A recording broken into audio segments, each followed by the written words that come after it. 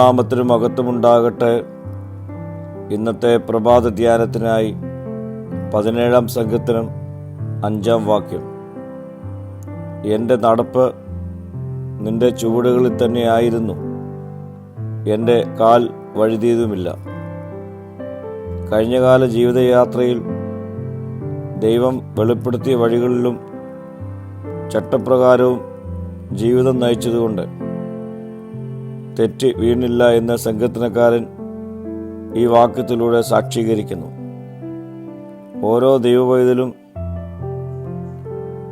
ക്രിസ്തുവിനെ അനുഗമിക്കുന്നതിനുള്ള വിളികേട്ട് അവൻ്റെ കാൽച്ചുവടുകളെ പിന്തുടരുന്നവരായിരിക്കണം.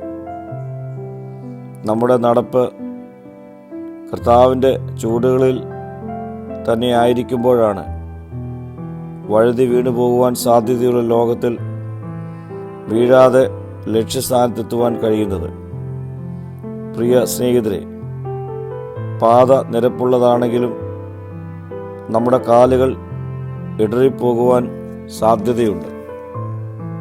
ദൈവമേ, ശരിയായ പാതയിൽ എന്നെ പിടിച്ച് നടത്തണമേ. ദുഷ്ടതയുടെ പാത വിട്ട് നന്മയുടെ വഴിയിൽ നടക്കുവാൻ എന്നെ സഹായിക്കണമേ. തിന്മയ്ക്ക് പകരം തിന്മ ചെയ്യുവാൻ എൻ്റെ കാലും ഹൃദയവും വെമ്പൽ കൊള്ളുമ്പോൾ നിന്റെ പാതയിൽ നടക്കുവാൻ എന്നെ സഹായിക്കണമേ എന്ന് നമുക്ക് പ്രാർത്ഥിക്കാം.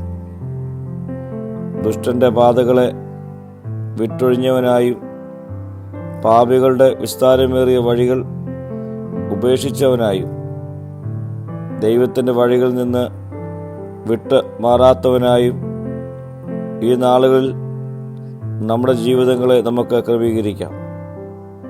പ്രാർത്ഥിക്കാം. കർത്താവേ, നിന്റെ വഴിയിലൂടെ സഞ്ചരിക്കുവാനുള്ള കൃപ എനിക്ക് നൽകണമേ. മഹത്വം നീ എടുക്കണം. യേശുവിൻ്റെ നാമത്തിൽ തന്നെ. ആമീൻ.